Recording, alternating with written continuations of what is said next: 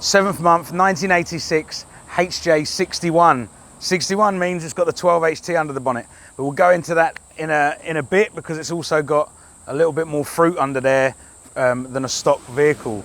The colour of this vehicle is actually, Toyota call it beige metallic. It's 4E8 is its code, and I really do dig the colour. It's a really, really cool colour, and with the chrome, it really sets it off. Now, I don't know what's going on with that bonnet. It's been wrapped in a carbon fibre vinyl. I lifted the bonnet earlier. It's definitely not carbon fibre. It's still as heavy as the rest of them.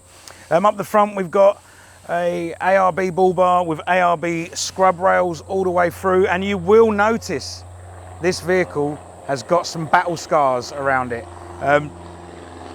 There's bangs and knocks all around this vehicle. Up the passenger side rear, there's a big scrape. You can see damage to the seals. Even though it's got scrub rails on this vehicle, there's still damage to the seal on the passenger side. Must be something about the passenger side for the previous owner of this vehicle, because it's all on that one side. But the new owner, Gianni, loves the battle scars on this thing. It definitely tells a story. And then also up the front there, we've got a pair of spotties and a winch, because when you're wheeling like this thing look like it's been wheeling, you definitely need a winch, man. It's got some mags on there. They're like fake fake two-piece rims, and we've got the 33-inch Maxxis razors on there, the mud terrains. Underneath, we've got extended shackles, so that's what gives this thing this high stance. We've also got some Clark rubber just to make it legal on the tyres there. Simple safari snorkel. You will notice one thing about this if you're into your 60 series. Now, the roof rack on this vehicle is for a Sahara or high roof 60. That's why there's such a big gap between the roof rack and the roof of the vehicle. We've got a simple awning on the other side. That's about it. Factory rear bar on the back of it. And that's it. I do know that it's got a auto locker in the rear of this, and we'll go into that later and why it's here at Mr. Landcruiser. Now, Gianni is the new owner of this vehicle. He's only had this vehicle for about a month now. Now, he doesn't know a lot about the history of this vehicle. He got a few receipts with it, and that's about it. He knows he bought it from Victoria. He doesn't know how long it lived in Victoria or if it's been there all its life, but that's where he bought it from. Gianni now, the new home for this vehicle, Gianni's home, is just south of Sydney. And they're up here on tour. Him and his girlfriend have come up to Queensland for the Christmas break, and they've run into a bit of trouble. They've got on the phone to us as soon as we opened after Christmas, and they've got some big noises coming from the transmission somewhere in the driveline. Now, RACQ told them it was a gearbox, so they're panicking. I'm like, bring it in and we'll see how we go. As soon as it's come off the trailer, off the tilt tray, you can hear it's the Diff on this vehicle. So we got it up on the hoist, and we just confirmed that it definitely was the Diff, and there's all sorts of noises coming out the differential on this thing. So we've popped it out, got it out on the bench, and immediately we could see cracks in the hemisphere that holds the diff locker and the crown wheel.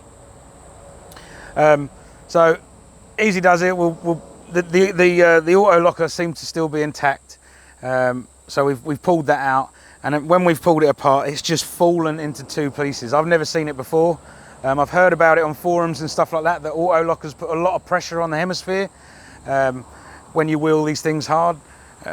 You'll find that not a lot of people like the auto lockers, because when you're just doing a U-turn around, the tyres are trying to grab all the time. A lot of people like to go to air lockers or e-lockers. But they are a much more affordable option, but you can see the pressure that it puts on that hemisphere, and it's absolutely destroyed it. But we managed to save that anyway. The customer wanted it back in there, so we've got it in there with a new hemisphere, Diff rebuild kit, and we've done the wheel bearings while we're in the rear of it. And now these guys, Gianni, are ready to get back on the road and complete their tour, what they're doing up here in Queensland. Hopefully go and see Fraser Island and all the other lovely things to do in southeast Queensland. Look, let's go under the bonnet and see the little bit of extra fruit that this 12HT's got. Straight away, there's not much difference going on here between the standard one, but immediately you see that the charge pipe is missing. So there's usually a crossover pipe that goes straight here because they don't run an intercooler. So in the front, squeeze right in the front there, we've got the PDI intercooler with all the pipes and the induction pipe, charge pipes to go with it. And this thing is tuned up. I've been for a drive in it, a test run, and the thing really does haul ass. It's really cool. Other than that, there's nothing much going on here. There's we got a catch can here. It's not even hooked up. I don't think it ever has been. It's something maybe that Gianni will be getting to soon. Not that I believe in catch cans for these old 2Hs and 12HTs. I don't think they need them, but it's very cool. Love the 12HT. It's just a workhorse. Reckon it's the best engine that Toyota ever came up with.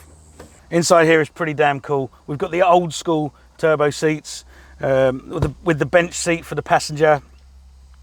It's pretty stocko. You can see there's a display on the single DIN stereo there, which is pretty cool. So you can watch your videos and your movies as you're driving down the highway. We've got a simple UHF, boost EGT gauge going on down here. I do really like the fully floating cup holder. You know, like, wouldn't want a hot coffee in there going around the corner too quickly, that's for sure. Don't know what it's like when you climb in the high country or something like that as well. Wouldn't want your beer in there, you'd be wasting it. But like, lovely, this thing's just so cool. We've got the roof lining is in immaculate condition. Now you see the curtains behind me here, it's very cool. Little privacy curtains. But in the back there's actually a double bed. We've got a fridge in there as well.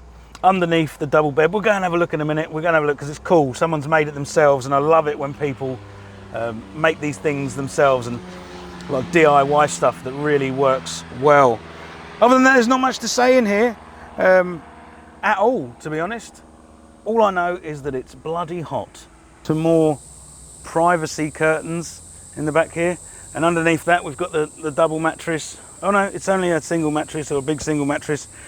We've got the angle fridge alongside there, and we've got, just real simple, this is what I love about the 60 series. Now, if you're a single or if you're a couple and you want to go tour in Australia, this is what it's all about. You can get rid of the rear seats, you can fold them right down, and you can build a really simple deck.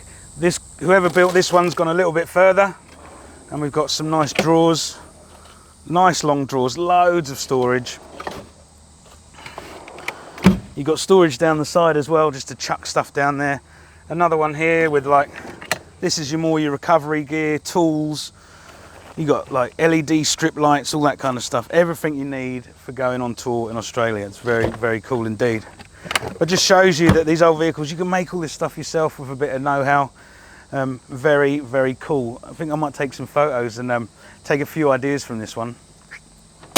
Right, let's wrap this bad boy up. I'm so pleased that we could help Gianni out, get him back on the road, keep him touring, keep him on holiday. I know it's a bummer when things like this happen when you're on tour, but we're here to help these guys. So great to get him back on the road. Gianni's on his way here right now. This has been awesome, man. 7-month 1986 HJ61.